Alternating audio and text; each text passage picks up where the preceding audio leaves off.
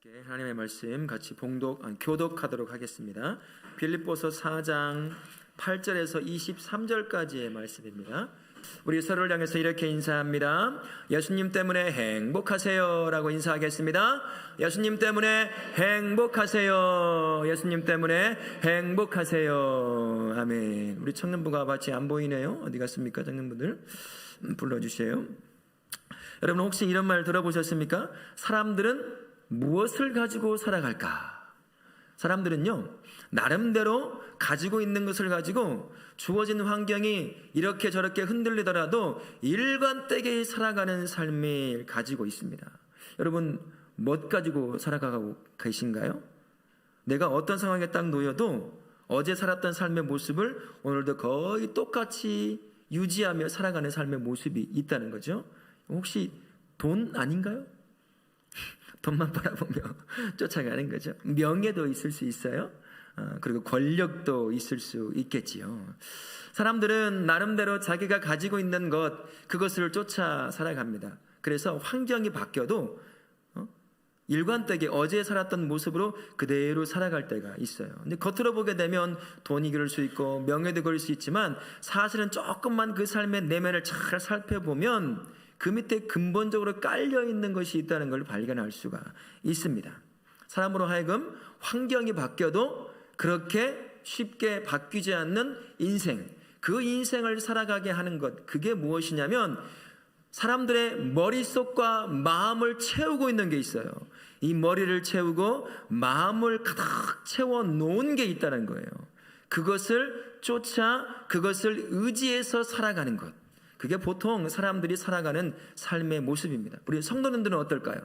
우리 성도님들, 여러분의 머릿속에 그리고 가슴속에 무엇을 품고 지금 살아가고 계신가요? 자식. 또 뭐 있어요?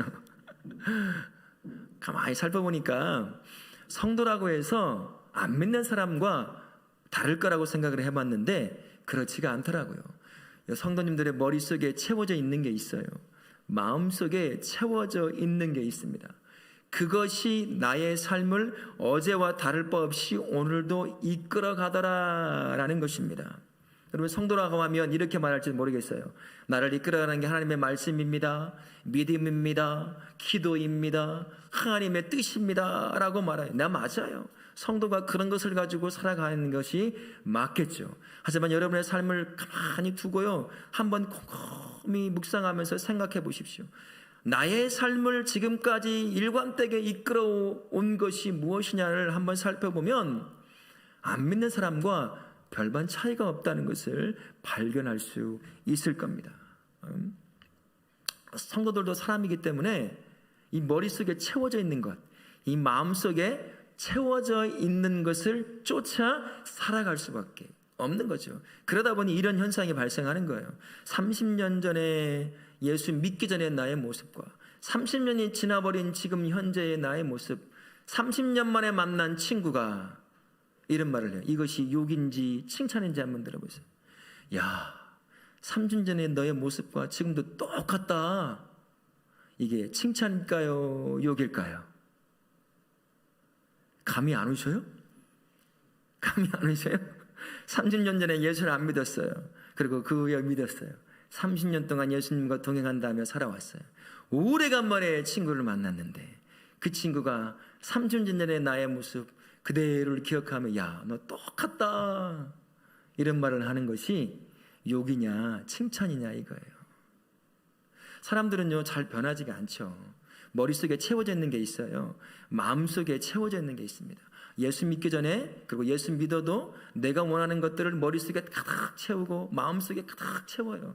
그것들이 나의 삶을 어제와 다를 바 없이 오늘 이끌어가게 된다라는 겁니다. 그러니 30년 만에 만나도 그의 모습이 똑같다고 얘기를 해주는 거죠. 그래서 오늘 바울이 그 얘기를 하고 있는 겁니다. 성도라고 한다면, 교회라고 한다면 건강하게 세워질 성도요, 건강하게 세워질 그 교회라고 한다면 품고 있어야 할 것, 머릿속에 마음속에 품고 있어야 할 것이 무엇인지를 가르쳐 주고 권면하고 있다라는 겁니다. 우리 8절 말씀 한번 볼까요? 8절 말씀에 이런 겁니다. 건강한 교회요, 건강한 성도라고 한다면 채워야 할 것이 있다라는 겁니다. 우리 같이 한번 스크린을 보면서 같이 한번 읽어볼까요? 무엇에든지 참되며 경건하며 옳으며 정결하며 사랑받을 만하며 칭찬받을 만하며 무슨 덕이 있든지 기림이 있든지 이것들을 생각하라. 기림이라고 하는 것은 찬송, 찬양, 칭찬받을 만한 것이 있다고 한다면 그 얘기예요. 이 모든 덕목들을 생각하라는 거. 이게 어떤 의미일까요? 이게요, 성도들이 그리고 교회가 머리와 마음에 이 귀한 덕목들을 품으라는 거예요. 적극적으로. 네 머릿속에 다른 것들로 채우지 말고, 네 마음속에 다른 것들로 채우지 말고, 내가 너에게 준 이 선한 덕목들을 머릿속에 채우고 가슴속에 적극적으로 품으라. 그 얘기를 지금 하고 있는 겁니다. 하나님이 기뻐하시는 덕목들이 있어요. 바로 이 덕목들입니다. 이것들을요, 성도의 삶에, 교회의 삶에 가득가득 채우라는 거예요. 다 쫓아내지 말고 네 머릿속에, 네 생각 속에 다른 것들을 다 쏟아놓고 이 덕목을 채우라. 가득가득 채우라는 겁니다. 이 세상 것들을 가지고 너의 머리를 온통 채우지 말고, 너의 마음을 온통 채우지 말고 이 덕목들이 성도의 삶에, 머리에, 가슴에, 그리고 교회의 삶에 지배하도록, 교회의 삶을 지배하도록 이것으로 가득 채우라. 그 얘기를 지금 하고 있는 겁니다. 이걸 다른 말로 한다면 이렇게 표현도 할 수가 있어요. 거룩함이 무엇인지 알죠? 구별된 삶, 그 삶으로 생각과 마음을 가득 채우라는 겁니다. 사람이 됨됨이가 어디서 결정될까요? 이 머릿속에 뭘 채우고 있느냐, 이 마음속에 무엇을 채우고 살아가느냐, 그게 바로 사람의 됨됨이를 만듭니다. 여러분, 예를 들어서 이런 거예요. 하루 온종일 돈만 생각해요. 돈. 아내를 봐도 돈, 남편을 봐도 돈, 자식을 봐도 돈, 부모를 봐도 돈, 교회를 봐도 돈, 형제를 봐도 돈, 온통 돈만 생각해 간다고 생각해 보세요. 그 사람이 뭐가 될까요? 수전노가 되는 거예요. 수전노. 모든 것을 돈으로 계산하기 시작하는 겁니다. 참 안타까운 인생이 되는 거죠. 또 이런 사람도 있을 수 있어요. 하루 온종일 성적 쾌락만 생각하는 거예요. 그 쾌락만 쫓아가는 사람이에요. 그 사람은 어떻게 될까요? 이 쾌락의 노예가 되어버립니다. 그래서 성적인 쾌락이라고 한다면 이것을 충족시키지 못할 때 어떻게 충족하려고 할까요? 범죄를 저지르고 성폭행까지도 저지르게 되는 겁니다. 내 머릿속에, 이 마음속에 무엇을 채우고 사느냐, 그것이 사람의 됨됨을 만드는 거예요. 또 이런 경우도 있을 수 있어요. 적대자들, 자신을 싫어하고 비판하고 끊임없이 어렵게 만드는 사람들이 있을 수 있거든요. 그런 사람들에 대한 생각으로 머릿속에 가득 채워졌다고 생각해 보십시오. 그 생각이 무슨 감정을 만들어낼까요? 부정적인 감정, 미움, 시기, 질투, 분노, 복수심, 이런 것들을 끊임없이 만들어내서요, 그 생각이 마음에, 그것들로 이 마음을 가득 채워버리게 만드는 거예요. 바울이 지금 그런 걸로 너의 인생을 채우지 말라는 거예요. 이 땅에 쓸데없는 것들, 너를 죽이는 것들, 그런 걸로 채우지 말고 8절에서 얘기하고 있는 것처럼 이 선한 덕목들로 너희 머릿속을 가득 채우고 네 마음을 가득 채우라는 것입니다. 왜 이런 말을 했을까요? 빌립보 교회가 지금 당하고 있는 문제가 있었기 때문이에요. 외부적으로 어떤 문제를 당하고 있었을까요? 신앙 때문에 핍박을 당하고 있었어요. 사회적으로 살아가는데 여러 가지 혜택을 못 누리고 있는 그러한 어려움 가운데 누게 있었습니다. 교회 내부적으로는 무슨 문제가 있었죠? 유대주의적 율법주의자들이 잘못된 말씀을 가르치고 있었습니다. 오직 예수를 믿는 믿음으로만 구원 얻는다는 그 사실에, 그 진리에 무엇을 가르치고 있었어요? 할례를 받아야 한다. 모세의 율법을 지켜야 한다. 이것이 전제 조건이다. 이런 거짓된 진리를 가르치고 있었습니다. 거기에 더해서요, 교회를 분열시키고 갈등 가운데 끊임없이 어려움을 만들어낸 사람들이 있었습니다. 순두개와 유오디아라고 하는 두 여성이 이 편을 갈라서 계속 갈등 가운데 있었어요. 빌립보 교회가 건강한 교회로 세워지는 그 일에 안팎으로 적대자들이 계속 세워져 있었다는 겁니다. 사람이 하루 이틀 그런 것을 경험하면 별 문제가 안 되겠지만 한 달이요, 두 달이요, 1년을 겪게 되면 머릿속에 무슨 생각이 들까요? 어떤 생각이 머릿속을 차지하게 될까요? 나를 대적하는 그 사람들에 대한 생각으로 머리가 가득 채워지는 거예요. 그래서 마음에 무엇을 채우게 될까요? 증오심, 복수심, 미움, 분노가 이 안에 계속 쌓이는 겁니다. 바울이 지금 그것이 너희 안에 쌓이지 말게 하라는 거예요. 네 머릿속에, 네 가슴속에 그 쓸데없이 너를 죽여가는 그것들로 네 머리를 채우지 말고 네 마음을 채우지 말라. 그래서 8절에서 그것을 얘기하고 있는 거예요. 무엇에든지 참되고 경건하며 오르며 정결하며 사랑받을 만하며 칭찬받을 만하며 무슨 덕이 있든지 기림이 있든지 이것들을 생각하라. 이것들을 네 머리에 넣고 품고 네 마음에 채우라 라고 하는 겁니다. 심지어 이런 의미까지 담겨져 있어요. 핍박자, 갈등을 일으키는 그러한 사람들에 대한 생각에 딱 사로잡히면 어떤 일이 발생하느냐. 미움, 분노, 복수심밖에 발생하지 않는다. 그러나 그런 적대의 자들에게도 선한 것이 분명히 있다는 거예요. 그들이 가지고 있는 그 상황에 가지고 있는 선한 것들을 볼 수 있어야 한다는 겁니다. 아무리 못된 사람이라고 해도 아무리 열악한 상황에 있다 하더라도요, 그 안에 가지고 있는 선한 것들이 다 있다는 거예요. 선한 의도를 가지고 있을 수도 있고요, 또한 참됨을 가질 수도 있고 의로움을 가질 수 있고 누구나 사랑받을 만한 면을 다 가지고 있다는 거예요. 그것에 집중을 하는 거예요.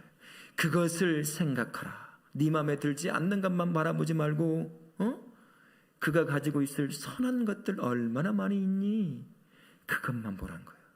그것에 집중해서 그 영혼을, 그 상황을, 그 사건을 보라 라고 지금 바울이 저와 우리에게 가르쳐 주는 겁니다. 이게요, 거룩함을 살아가는 성도의 모습입니다. 예수님이 없는 인생과 예수님이 있는, 함께하는, 동행하는 인생에 살아가는 모습이에요. 구별된 거룩하고 건강한 교회가 바로 이런 모습이고요, 성도가 이런 모습입니다. 이게 건강하게 세워져가는 교회의 모습이고 성도의 삶이다라고 할 수가 있습니다. 우리 성도님들은 무엇을 여러분의 머릿속에 채우기를 원하셔요? 무엇을 여러분의 마음 가운데 채우기를 원하십니까? 이 땅에 쓸데없는 것, 나로 하여금 스스로를 죽이게 만드는 것, 그런 걸로 여러분의 머리를 채우고 가슴을 채우지 않기를 바랍니다. 오늘 8절에 말씀하고 있는 것처럼 하나님이 기뻐하시는 선한 것들로 여러분의 머릿속을 가득 채우십시오. 그리고 마음을 가득 채우실 수 있길 바랍니다. 그러면서 바울이 9절을 통해서 이렇게 우리에게 권면해요. 배우고 받고 듣고 본바를 행할 것을 권면하고 있습니다. 아무리 선한 것을 머릿속에 가득 채우고 이 마음속에 채우고 있는다 하더라도요, 머릿속에만 가둬두면 안 되죠. 어떻게 해야 되겠어요? 이 선한 것들을 살아내야 한다는 겁니다. 바울이 평생 누구를 본받아 살았어요? 예수 그리스도를 본받아 산 사람, 그 사람이 바울이라고 할 수가 있습니다. 예수님의 선한 것들을 본받고 그분의 인격처럼, 그분의 믿음처럼 자라가려고 평생 또 넘어져도 다시 일어나고 그분만 바라보고 살았던 사람, 그 사람이 바울이라고 하는 사람입니다. 내가 그렇게 예수 그리스도만 바라보며 살았던 것처럼 너도 똑같이 예수 그리스도를 바라보며 그분의 본을 따라라.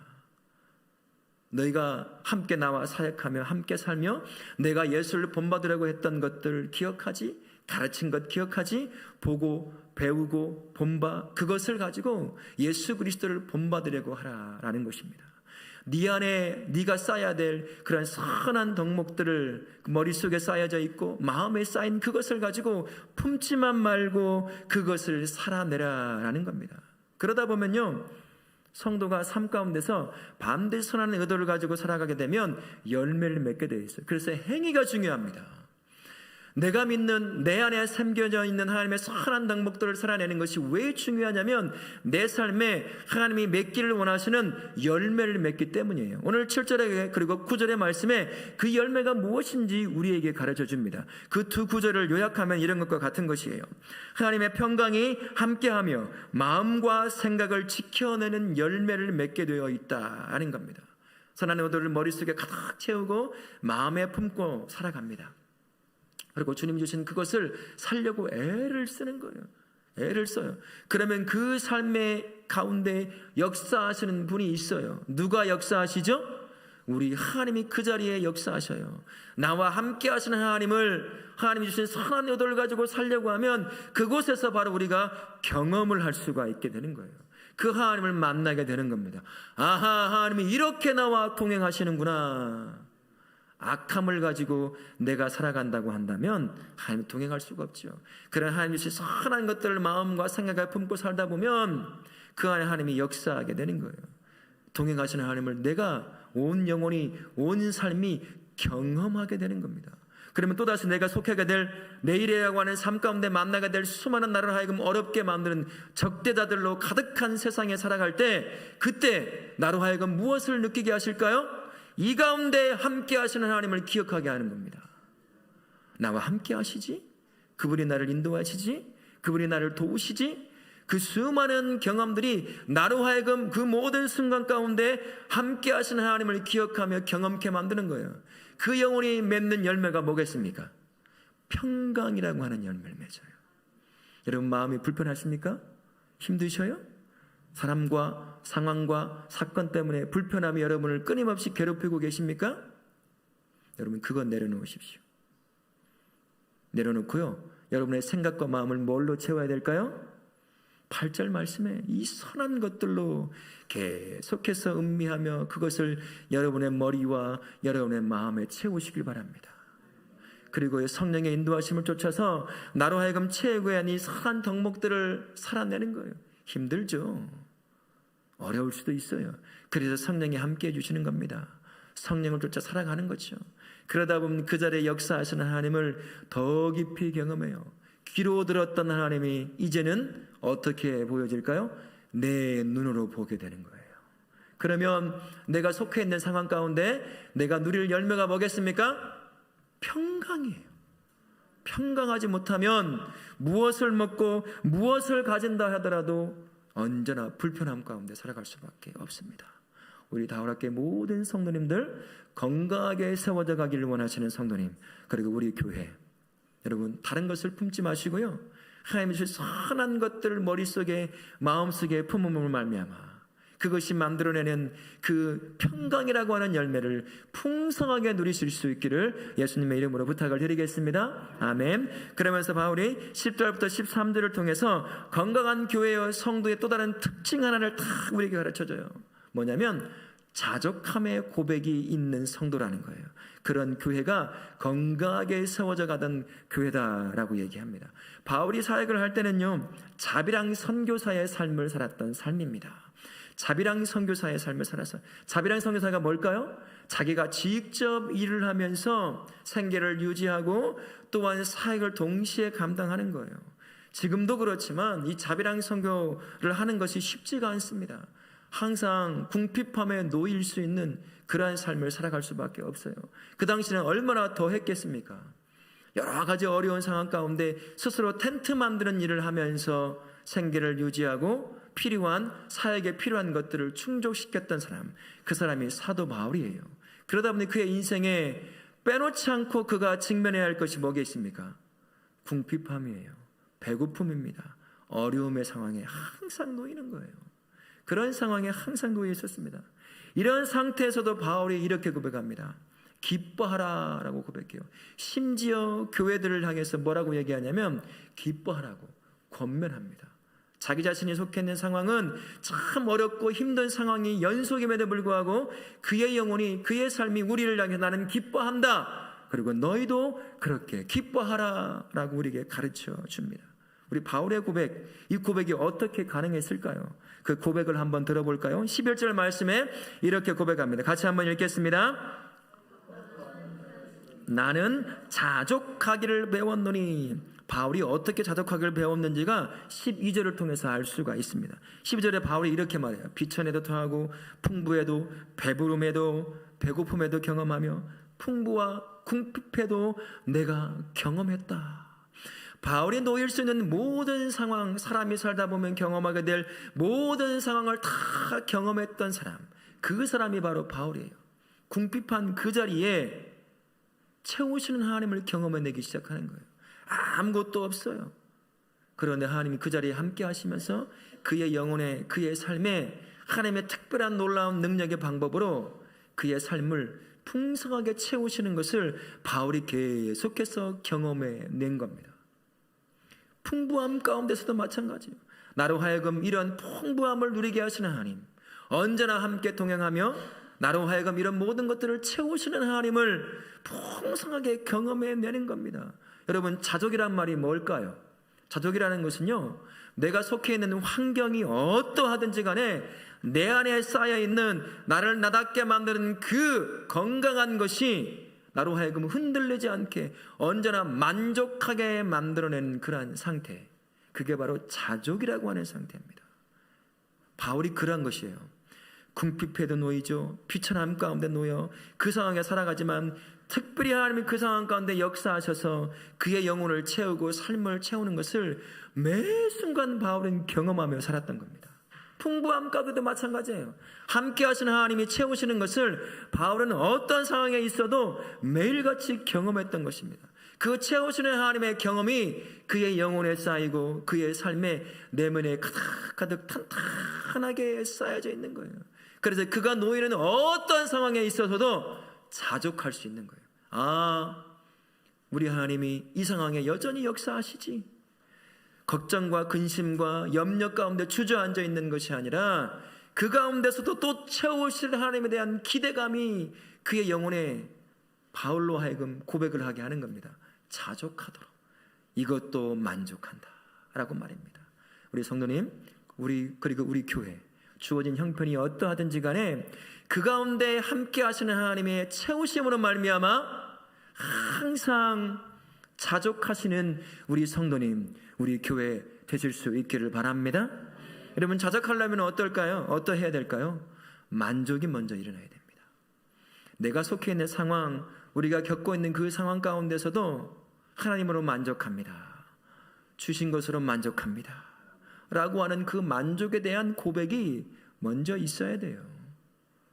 주신 것에 대한 만족과 그 만족에 대한 고백이 없으면 내 삶에서 하나님이 넉넉하게 채우시는 그 하나님을 기억해낼 수가 없는 거죠. 만족은 어디서 올까요? 만족은요, 내가 놓여있는 그 상황에 감사라고 하는 고백에서부터 시작이 됩니다. 여러분 입에서 감사가 끊이지 않고 있나요? 주어진 상황, 우리 교회가 놓여져 있는 상황, 우리 성도들이 놓여져 있는 그 상황 가운데서 감사가 멈추지 않고 여러분의 입에서 삶에서 고백되고 있습니까? 이것이 멈추면 만족 못해요. 그 만족이 없으면 자족하지 못합니다. 내 인생을 그고 계속해서 불만과 불평과 염려 가운데 살아갈 수밖에 없는 거죠. 교회도 마찬가지더라고요. 이 자족함이 있어야 돼요. 주어진 형편에 대한, 주어진 환경에 대한 자족함이 있을 때 그 성도가, 그리고 그 교회가 건강한 교회로 세워진다라는 것입니다. 자족한다는 것이요, 주어진 상황에 안주한다는 것이 아닙니다. 하나님의 주시어 누리게 하시는 것에 대한 믿음의 고백이기도 하고요, 또 채워줄 것에 대한 기대가 담겨져 있는 것이 바로 자족이라고 할 수가 있어요. 성도님들, 그리고 우리 교회 주어진 모든 상황 가운데서 자족이 고백되는 그러한 성도님, 그리고 그러한 교회가 되기를 예수님의 이름으로 부탁을 드리겠습니다. 아멘. 자족하게 하는 감사가 지속적으로 성도와 교회 안에서 고백되려고 한다면 필요한 한 가지가 더 있다고 말합니다. 오늘 말씀의 14절부터 20절까지의 말씀에서 그것을 가르쳐줘요. 감사로 자족하는 건강한 교회, 건강한 성도는 지체가 필요한 것들을 알고 그것들을 채워주는 것에서부터 시작한다라는 것을 우리에게 가르쳐주고 있습니다. 빌립보 교회가 어떤 교회일까요? 조금 전에 말씀드린 것처럼 안팎으로 문제 앞에 있었어요. 신앙 때문에 핍박을 당하죠. 많은 손해를 보고 있죠. 내부적으로는 잘못된 가르침과 갈등 때문에 여러 가지 아픔을 동시에 겪고 있던 교회, 바울이 편지를 써야 할 정도의 그러한 문제가 점점 커지고 있는 그런 교회가 바로 빌립보 교회였습니다. 그런데 이 빌립보 교회가 어떻게 하냐면 바울의 필요를 알고 있었어요. 그의 궁핍함을 알고 있었습니다. 그래서 어렵고 힘들지만 이 빌립보 교회와 성도가요, 바울의 필요를 알고서는 채워주는 거예요. 작은 물질을 보내서 채워줍니다. 심지어요, 에바브로디도라고 하는 바울이 세운, 바울과 함께 사역했던 그 사람이 빌립보 교회의 중요한 리더십을 발휘해야 할 사람임에도 불구하고 바울의 필요성을 알았던 빌립보 교회와 성도가요, 이 에바브로디도에 많은 것을 주고 파송하는 것을 볼 수가 있어요. 그 사람이 이곳에 있어서 교회를 섬겨야 함에도 불구하고 그 사람을 필요가 있는 바울에게, 이 빌립보 교회가 어려움에도 불구하고 그를 파송해서 바울의 필요를 채워주고 있었던 것, 그게 바로 빌립보 교회라고 할 수가 있습니다. 이처럼요, 건강한 교회와 성도라고 하는 것은 서로의 필요를 알아주는 겁니다. 작지만 그 필요를 알아서 조금씩 채워주는 거예요. 때로는 위로가 필요한 사람이 있습니까? 그들에게 위로를 전해주는 거예요. 권면이 필요한 사람이 있습니까? 그러면 권면을 해주는 거죠. 때로는 물질의 연약함 가운데 어려운 당함이 있다고 한다면 나의 작은 것을 떼어서 그에게 조금이나마 위로가 될 수 있도록 섬길 수 있는 것, 그게 바로 건강한 성도가 되는 것이고 건강한 교회로 자라가는 모습이다 할 수 있는 겁니다. 바울이 바로 그러한 사람이었고요, 빌립보 교회가 바로 그러한 것이었습니다. 서로가요, 필요를 알아서 채워주고 있었던 겁니다. 바울이 어떻습니까? 자기가 지금 가택연금 중에 갇혀 있어요. 자기가 필요한 것이 분명히 많이 있음을 알면서도 불구하고 빌립보 교회가 당하고 있는 어려움, 필요가 있다는 것을 알고서는요, 누구와 누구를 보내려고 하죠? 디모데와 에바브로디도까지도, 파송받아와 자신의 필요를 채우고 있는 그 에바브로디도까지도 파송하려고 합니다. 보내려고 해요. 그 빌립보 교회의 필요성을 알고서요. 이렇게 서로가 서로의 필요를 채워주는 것, 그게 건강한 교회요, 건강한 성도다라는 것을 꼭 기억하실 수 있길 바랍니다. 우리 교회와 성도가요, 건강에 채워질 수 있으라고 한다면 서로에 대한 관심을 통해서 필요를 알 수 있어야 돼요.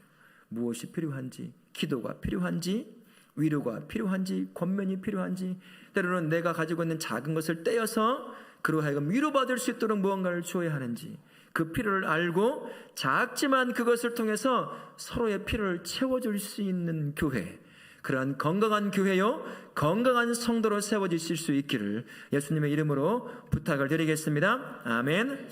이 땅에 세워졌던 그 어떤 교회도요, 완벽한 교회 없습니다. 앞으로도 마찬가지일 거예요. 완벽한 교회 절대로 세워질 수가 없어요. 왜 그럴까요? 왜 이 땅에 세워지는 모든 교회는 완벽한 교회가 되지 못할까요? 죄인들이 모여있는 곳이 바로 교회이기 때문이에요. 나도 저도 죄인, 우리 성도님도 죄인, 다 죄를 품고 언제든 문제를 일으킬 수 있는 그 가능성을 항상 가지고 살아가는 것이 성도예요. 그 사람들이 모여있는 것이 교회입니다.